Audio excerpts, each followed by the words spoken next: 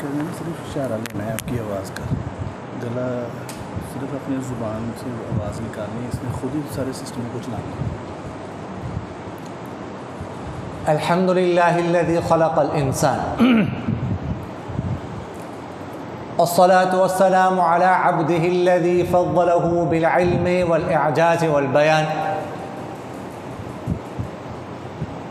व अला साहिबिही अबी बक्र मन जमअल क़ुरआन व अलल फ़ारूक़िल मौसूफ़ बिल अदल व कज़ालिका कान व अला उस्मान अत्तक़िय्यिल हय्यिल्लज़ी तस्तही मिन्हु मलाइकतुर रहमान व अला अलिय्यिन सय्यिदिल उलमाइ वश्शुजआन व अला साइरि अहलिही व अस्हाबिही सलातन क़ाइमतन अला ममर्रिज़ ज़मान। अम्मा बअद फ़अऊज़ु बिल्लाहि मिनश शैतानिर रजीम। बिस्मिल्लाहिर रहमानिर रहीम। वल फ़ज्रि व लयालिन अश्र वश्शफ़अ वल वत्र वल्लैलि इज़ा यसर हल फ़ी ज़ालिका क़समुन लिज़ी हिज्र अलम तर कैफ़ फ़अल रब्बुक बिआद इरम ज़ातिल इमाद अल्लती लम युख़लक़ मिस्लुहा फ़िल बिलाद। वक़ाल अल्लाहु तबारक व तआला फ़ी मक़ामिन आख़र लन यनालल्लाह लुहूमुहा वला दिमाउहा वलाकिन यनालुहु अत्तक़वा मिनकुम कज़ालिका सख़्ख़रहा लकुम लितुकब्बिरुल्लाह अला मा हदाकुम व बश्शिरिल मुहसिनीन। वक़ाल रसूलुल्लाह सल्लल्लाहु अलैहि वसल्लम अद्दीनुन नसीहा सदक़ल्लाहु मौलानल अज़ीम व सदक़ रसूलुहुन नबियुल करीम व नहनु अला ज़ालिका मिनश शाहिदीन व शाकिरीन वल्हम्दुलिल्लाहि रब्बिल आलमीन।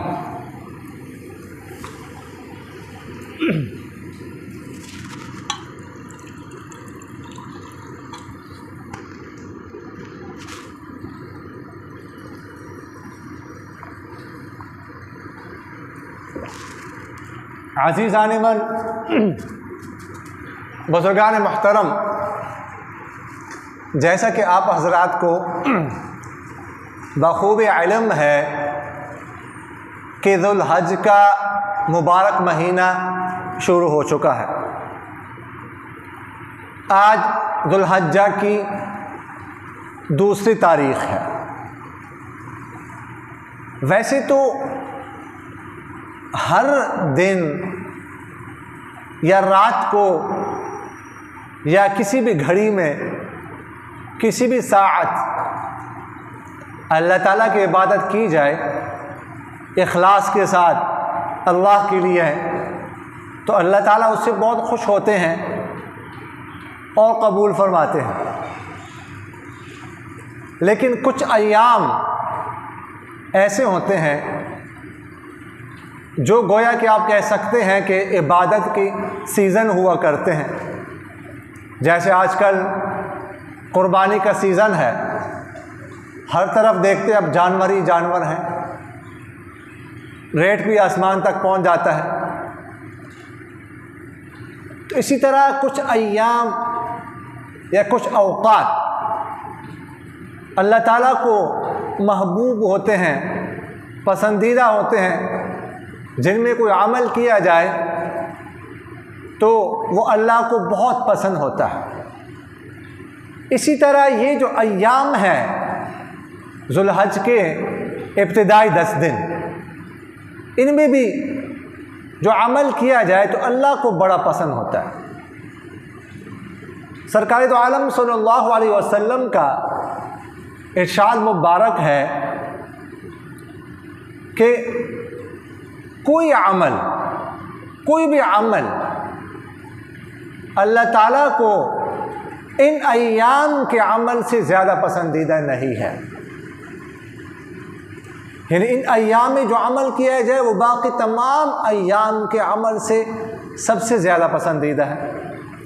तो सहाबा के सामने जब आप सल्लल्लाहु अलैहि वसल्लम ने ये इरशाद फरमाया तो सहाबा ने अर्ज़ किया, या रसूलल्लाह क्या इन अय्याम में अमल जिहाद से भी अफजल है? तो सरवर कौनैन सल्लल्लाहु अलैहि वसल्लम ने इरशाद फरमाया, हाँ जी, जिहाद से भी अफजल है, इल्ला ये कि कोई शख्स जिहाद पर निकले, अल्लाह के रास्ते में जिहाद करता हुआ निकले, फिर वो अपना माल और अपनी जान बचाकर वापस ना आए, तो उसका अमल तो इन अय्याम के अमल से ज़्यादा पसंदीदा हो सकता है, वगरना नहीं।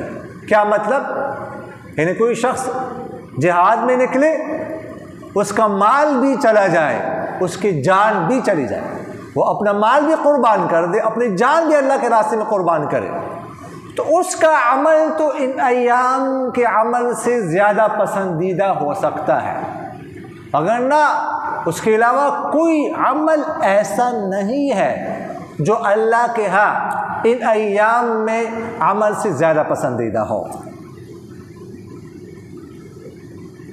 अब अगर बाकी अय्याम में नमाज पढ़ी जाए तो उसका भी सवाब होता है, अल्लाह कबूल फरमाते हैं, लेकिन इन अय्याम में नमाज पढ़ना बाकी अय्याम में नमाज पढ़ने से ज़्यादा पसंदीदा है।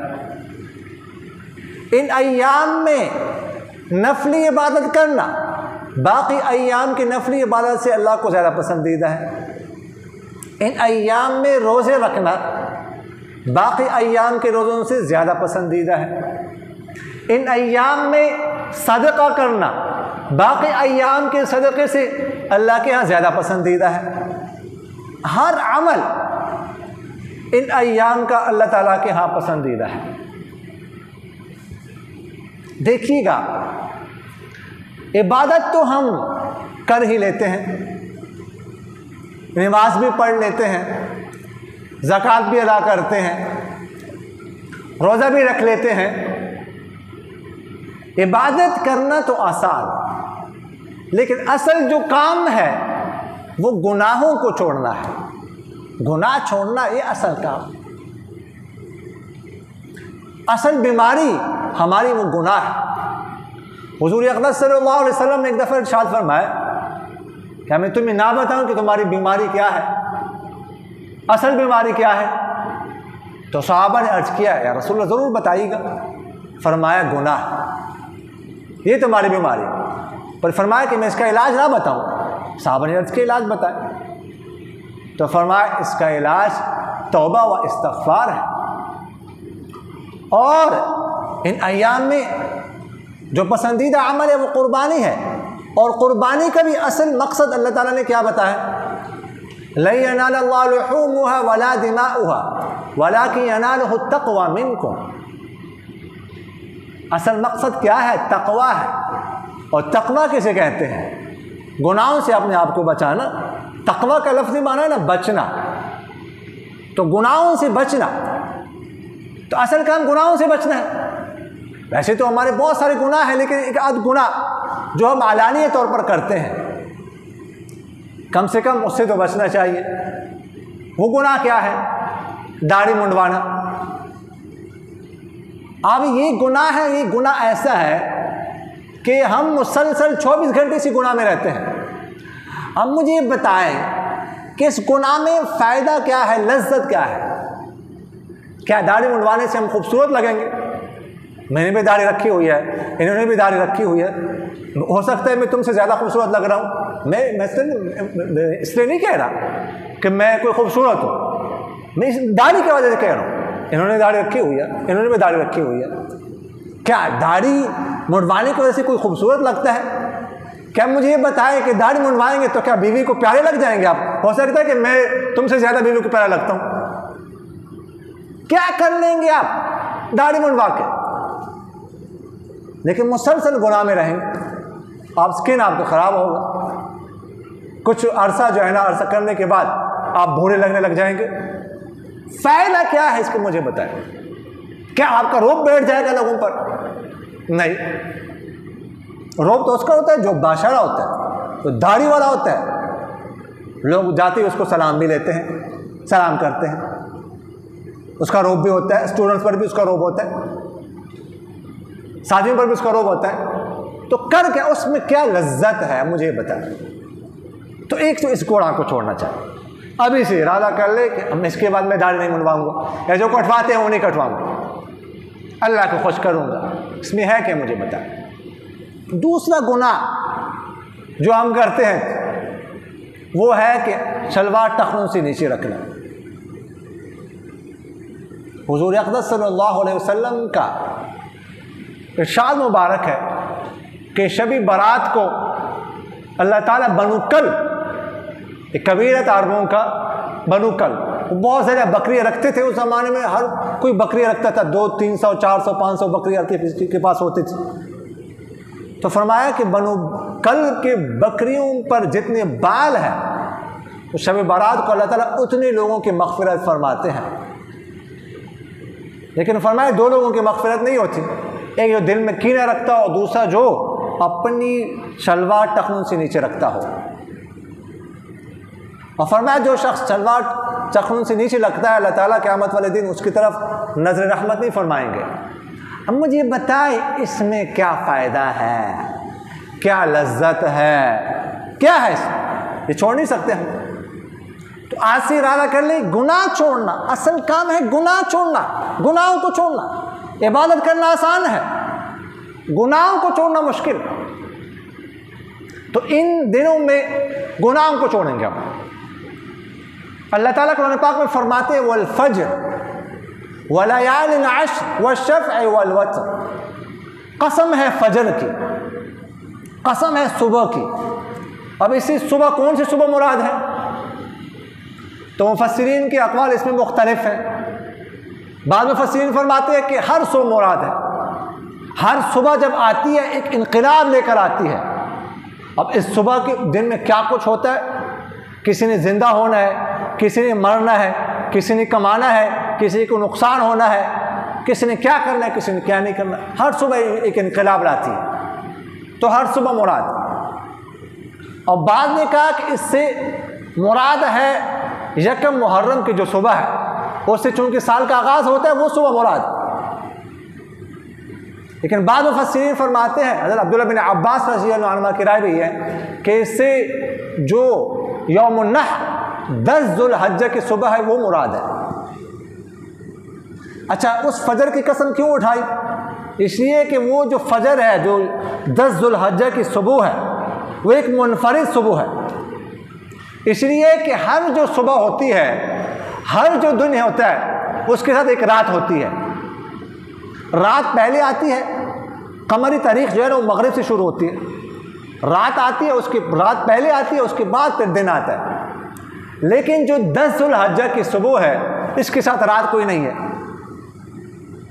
इसकी जो रात है वो 9 ज़ुल्हज्जा के साथ है, वो अरफा के दिन के साथ है। यही वजह है अगर कोई शख्स 9 अरफा, जो 9 अरफा का वक़ूफ़ अरफा है, जो हज का रुकन आज़म है, उसके बगैर हज नहीं होता। अगर किसी ने दिन को नहीं किया, ना कर सका, रात को वो अरफात के मैदान में आता है, वक़ूफ़ अरफा करता है, तो उसका वक़ूफ़ हो जाएगा। तो इससे मालूम हुआ कि ये जो 10 ज़ुल्हज्जा से पिछली रात है, ये 9 ज़ुल्हज्जा के साथ है। तो गोया कि 9 ज़ुल्हज्जा की 2 रातें हो गई, एक पिछली और एक अगली। लेकिन इस सुबह के साथ कोई रात नहीं है, तो अल्लाह ताला ने इसकी कसम उठाई वल फज्र वलयालिन अश्र, और कसम है 10 रातों की। वो उन 10 रातों से मुराद कौन सी रातें हैं? ये जो 10 ज़ुल्हज्जा की रातें हैं, ये हैं, इनकी कसम अल्लाह ताला ने उठाई है। यही वजह है कि हुज़ूर अक़दस सल्लल्लाहु अलैहि वसल्लम ने इरशाद फरमाया कि अय्याम में दिन के वक्त कोई रोज़ा रखता है तो एक रोज़े के बदले में 1 साल रोज़ों का सवाब उसके लिए लिख दिया जाता है। और अगर कोई रात को इबादत करता है तो रात की जो इबादत है वो शब कदर से अफजल है। आप लोगों ने पढ़ा है कि शब कदर, जो कदर की शब है, रात है, वो 1000 महीनों से ज़्यादा अफजल है। लैलतुल क़द्र खैरुम मिन अल्फ़ शहर, और 1000 महीनों में 30,000 रातें होती हैं। और इन रातों की जो इबादत है ये शब कदर से भी अफजल है। वैसे तो शेख सादी ने फरमाया ना हर रात शब कदर अस्त गर कदर बदानी, हर शब कदर अस्त और गर कदर बदानी। हर रात शब कदर होती है। अगर आप कदर करना चाहें तो, आप रात को कीमती बनाना चाहें तो आप हर रात को शब कदर बना सकते हैं, कीमती बनाया। लेकिन इन अय्याम के बारे में ख़ास तौर पर आप सल्लल्लाहु अलैहि वसल्लम ने फरमाया। तो इस वजह से अल्लाह ताला ने इन रातों की कसम उठाई। वश्शफ़अ वल-वतर, और कसम है जुफ्त की और ताक की। जुफ्त और ताक से क्या मुराद है? तो बाद मुफस्सिरीन तो फरमाते हैं कि जुफ्त और ताक से मुराद नमाजें हैं, कि बाद नमाजों की रकअतें जुफ्त हैं और बाद की रकअतें ताक हैं। और बाद मुफस्सिरीन फरमाते हैं कि जुफ्त से मुराद अल्लाह ताला के मखलूक़ात हैं, क्योंकि अल्लाह ताला ने फरमाया कि हमने हर चीज़ के लिए जोड़ा पैदा किया, हर चीज़ को जोड़ा जोड़ा बनाया। तो इसलिए जुफ्त से मुराद तमाम मखलूक़ात है और ताक से मुराद अल्लाह ताला है। और बाद मुफस्सिरीन फरमाते हैं कि जुफ्त से मुराद 10 ज़ुल्हज्जा है और ताक से मुराद 9 ज़ुल्हज्जा है। खासकर 9 ज़ुल्हज्जा की फजीलत है हदीस शरीफ में कि 9 ज़ुल्हज्जा, मैंने आपसे अर्ज़ की कि बाकी दिनों में अगर कोई रोज़ा रखता है ज़ुल्हज्जा के इन दिनों में तो 1 साल इबादत का सवाब उसको मिलता है। लेकिन 9 ज़ुल्हज्जा का जो रोज़ा वो कोई रखता है तो 2 साल के गुनाह उसके माफ़ होते हैं, एक पिछले साल के अगले साल के। तो इसीलिए अल्लाह ताला ने इन दो दिनों की ख़ास तौर पर कसम उठाई। तो इसलिए इन अय्याम को, दिन को भी और रात को भी कीमती बनाना चाहिए। रात को अगर हम सारी रात या आधी रात इबादत कर सकें तो बहुत बेहतर है, वगरना कम से कम इतना तो हम कर सकते हैं ना कि मगरिब की नमाज बाजमात अदा कर लें, इशा की नमाज बाजमात और फजर की नमाज बाजमात। अगर हम ये 3 नमाजें बाजमात अदा कर लेंगे तो इंशाअल्लाह हमें सारी रात इबादत का सवाब मिलेगा। कम से कम ये तो हम कर सकते हैं। और इसके अलावा अगर मैंने आपसे अर्ज़ किया असल काम गुनाहों को छोड़ना है, पहले नमाज में कोताही होती थी, तब वो कोताही नहीं होनी चाहिए, नमाज़ें शुरू कर लें। और अगर किसी के ज़िम्मे क़ज़ा नमाज़ें रहती हैं तो वो उनकी क़ज़ा कर। मैंने आपसे अर्ज़ किया असल क़ुरबानी का मकसद है तक़वा, गुनाहों को छोड़ना, ये असल काम है, ये असल बीमारी है, ये क़ुरबानी का फ़लसफ़ा है। इब्राहीम अलैहिस्सलाम ख्वाब देखते हैं, ख्वाब में आप क्या देखते हैं? अपने बेटे को ज़बह कर रहा हूँ, इन्नी अरा अन्नी अज़बहुका फंज़ुर माज़ा तरा, मैं देख रहा हूँ तुझे ज़बह कर रहा हूँ। अपने बेटे से कहा जा रहा है। अब बेटा भी इतना बड़ा नहीं है, 12 साल के लगभग उसकी उम्र है, बड़ा हो गया, एक ही बेटा है और वो बेटा भी अल्लाह ताला ने 100 साल की लगभग उम्र में जाके दिया है। उससे पहले औलाद नहीं थी, बड़ी बीवी सारा है, उनसे कोई औलाद नहीं, दूसरी बेटे हाजर, उनसे बेटा अल्लाह ताला ने दिया है। अब बेटे से कह रहा आपकी क्या राय है? अब बेटे की राय मालूम नहीं करनी थी उन्होंने, वो तो बेटे को आजमाना था। जब अल्लाह का हुक्म आ जाए ना फिर राय किसी को मालूम नहीं करते होते। लेकिन आगे से बेटा भी बेटा नहीं था, वो बच्चा जिसने मुस्तकबिल में पैगंबर बनना था, वो जलीलुल क़द्र पैगंबर बनना था, ऐसा बच्चा कि इस बच्चे की औलाद में सरकार दो आलम सल्लल्लाहु अलैहि वसल्लम ने पैदा होना था, तो कोई मामूली बच्चा तो नहीं।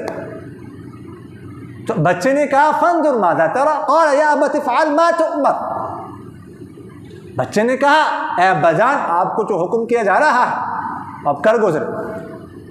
सतजिदुनी इंशाअल्लाह मिनस साबिरीन, हम करीब आप मुझे पाएंगे सब्र करने वालों में से। और अपने बेटे को अब ज़बह करना, और वो भी एक ही बेटा, और वो भी इतनी उम्र बाद अल्लाह ताला ने जाके बुढ़ापे में जाके दिया, उसको ज़बह करना ये कोई मामूली काम नहीं है। लेकिन अल्लाह का हुक्म, और कहा जा रहा है कि इब्राहीम अलैहिस्सलाम ने ये ख्वाब 3 रातें मुसलसल देखा। 8वीं ज़ुल्हज्जा को यौम तरविया कहते हैं। तरविया का माना शक सा होता है। तो पहली रात जब ख्वाब देखा तो थोड़ा सा खटका सा था, फिर अगली रात फिर ख्वाब देखा, इसलिए उसको यौम अरफा कहते हैं कि अब पहचान हो गई, बस अब यकीन हो गया कि इसको ज़बह करना। अगला दिन यौम नहर है। नहर कुर्बानी के दिन को कहा जाता है, कुर्बानी को कहते हैं। यौम का माना दिन, नहर कुर्बानी। तो चूंकि उस दिन अपने बेटे को ज़बह किया, उसकी कुर्बानी की, इसलिए उसको यौम नहर कहा जाता है। तो आगे अल्लाह ताला फरमाते तफसील से, खैर कुरान पाक में मौजूद है, अब तफसील करने की ज़रूरत नहीं है। फलम्मा अस्लमा वतल्लहु लिलजबीन वनादैनाहु अन या इब्राहीम क़द सद्दक़्ता रुया। बेटे को लिटाया ज़बह करने के लिए। आगे अल्लाह ताला फरमाते हैं कि हमने आवाज़ दी, क़द सद्दक़्ता रुया, ऐ इब्राहीम आपने अपना ख्वाब सच करके दिखाया। आगे अल्लाह ताला क्या फरमाते हैं, अगली आयत में अल्लाह ताला फरमाते इन्न हाज़ा लहुवल बलाउल मुबीन। ये बहुत बड़ी आजमाइश थी। ये अल्लाह ताला फरमा रहे हैं कि बहुत बड़ी आजमाइश थी। वफ़दैना बिज़िब्हिन अज़ीम, फिर हमने नवाजा उनको बड़े ज़बर से। तो चूँकि कुर्बानी बड़ी थी, बहुत बड़ी कुर्बानी थी, इसलिए अब क़यामत तक उस कुर्बानी को, वो जो इब्राहीम अलैहिस्सलाम का मुजाहदा था, उसको याद रखने के लिए अल्लाह ताला ने कहा कुर्बानी क़यामत तक वाजिब रहेगी। ये हुक्म दिया।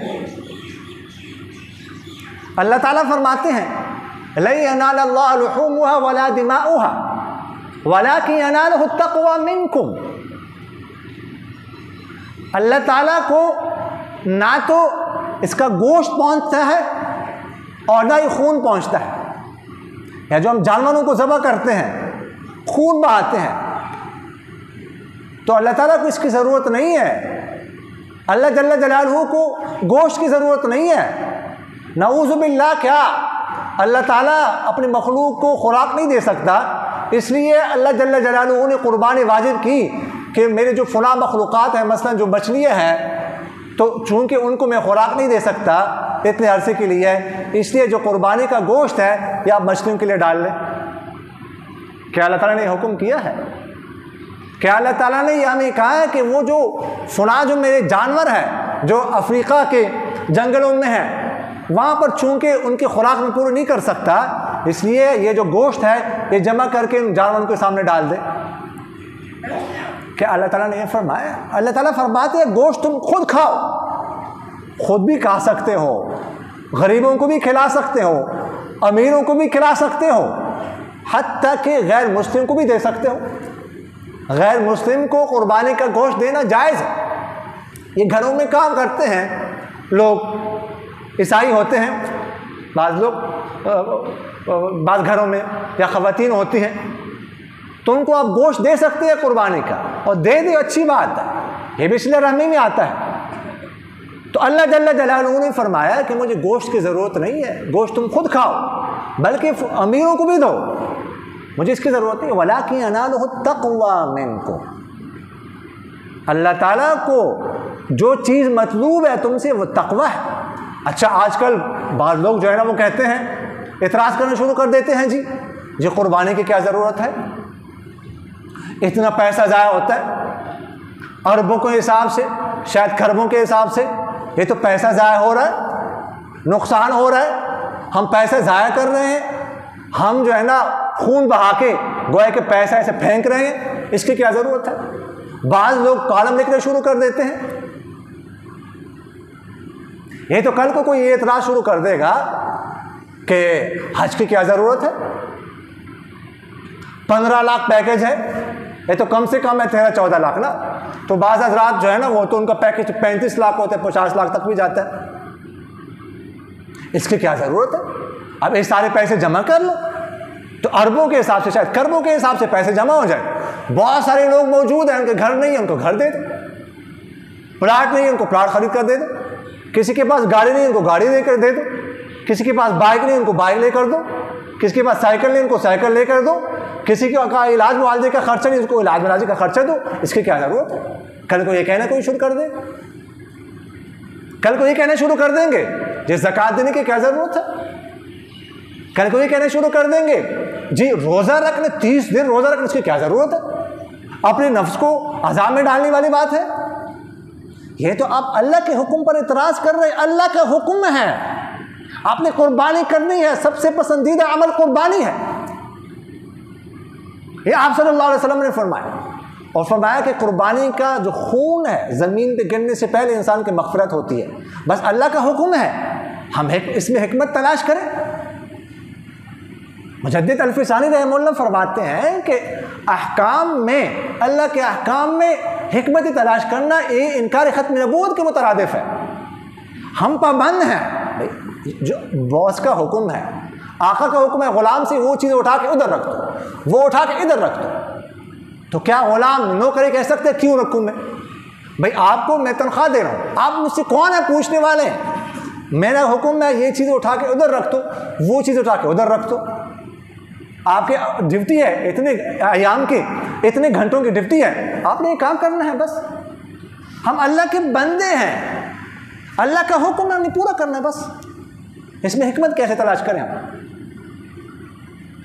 आप लोगों ने सुना है अयास, जो महमूद गज़नवी के ज़माने में था।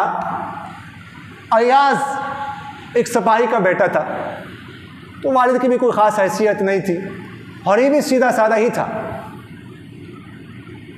कोई यानी शक्ल सूरत से समझदार लगता नहीं था, लेकिन समझदार बहुत था। तो महमूद गज़नवी उनको अपने पास बैठाते थे, उससे मशवरा करते थे।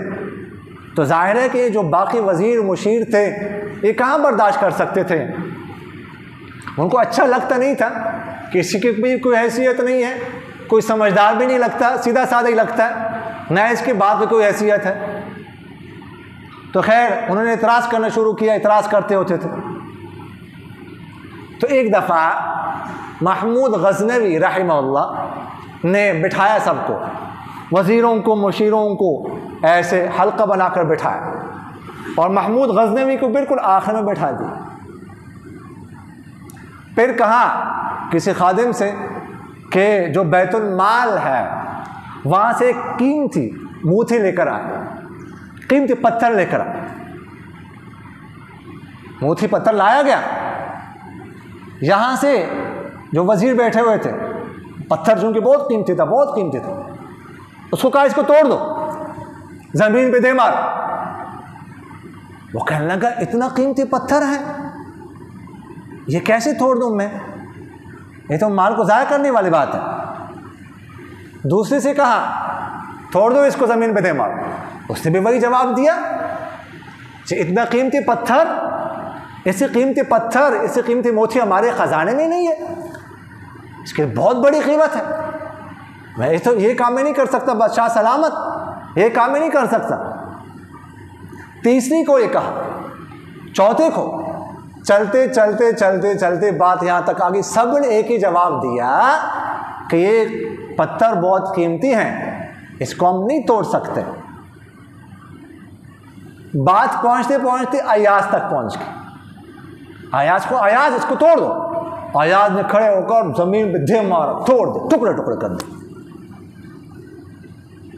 हो अयाज, अब महमूद गज़नवी, अयाज ये आपने क्या किया, इतना कीमती पत्थर आपने तोड़ दिया। बाकियों को भी मौका मिल गया, बाकी कहने लगे हमने आपसे कहा था ना, ये पागल है, ये अब नॉर्मल है, ये ठीक नहीं है, हमारा इतराज़ ठीक था। हमारी बात सच्ची आ गई कि नहीं, सादिक आ गई कि नहीं, वही पागल वाली हरकत इसने की। तो महमूद गज़नवी ने इससे पूछा अयाज ये तूने क्या किया? तो अयाज का जवाब ज़रा मुलाहज़ा फरमाया, वो कितना प्यारा जवाब है, अजीब जवाब दिया। अब उससे आप अंदाज़ा लगा सकते हैं कि वो कितना अक्लमंद था, कितना दाना था वो। तो अयाज ने कहा कि बादशाह सलामत, मेरे सामने दो चीज़ें थी, एक ये पत्थर, इसमें कोई शक नहीं बहुत कीमती था, सबसे कीमती पत्थर यही था, और दूसरी चीज़ मेरे सामने वो आपका हुक्म था, आपका ऑर्डर था। अब मैंने सोचा कि इसमें से कीमती चीज़ कौन सी है, मैंने मुआवजा किया तो आपका हुक्म मेरे लिए जैसे 1000 पत्थरों से ज़्यादा कीमती है। आपने कहा तोड़ दो, तो ये क्या है, ऐसे 1000 पत्थर मैं तोड़ सकता हूँ। तो महमूद गज़नवी ने बाकियों से कहा, अब सुनो, ये पागल है या अक्लमंद है? मेरा हुक्म था, मेरा हुक्म कीमती था या पत्थर कीमती था?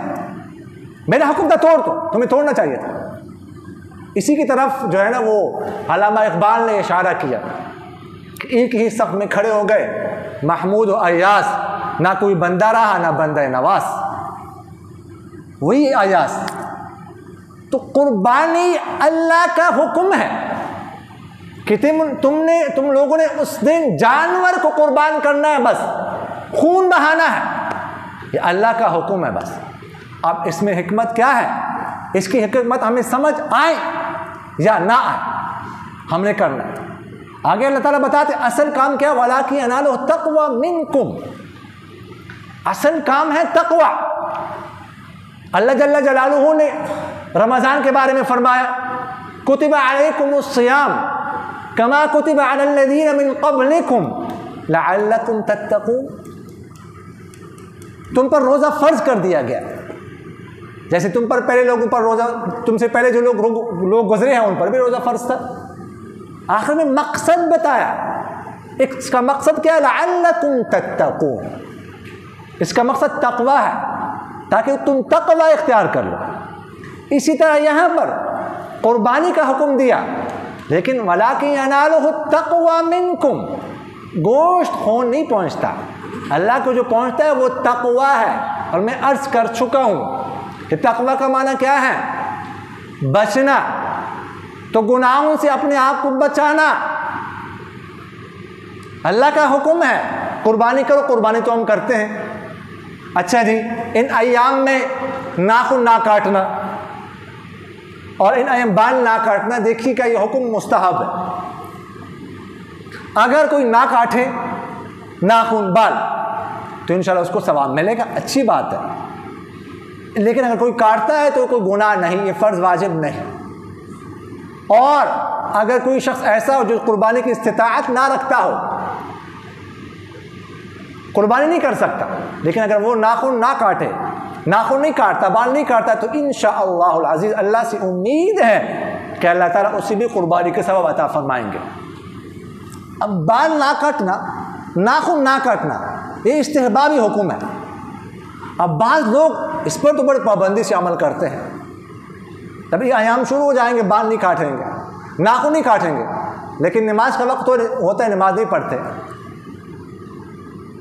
रोज़ा आता है, रोज़ा नहीं रखते, ज़कात अदा नहीं करते, हज फ़र्ज हो चुका है, हज नहीं करते, लेकिन बाल नहीं काटेंगे, नाखून नहीं काटेंगे, वो इस्तिहबाबी हुक्म है, उस पर अमल करेंगे।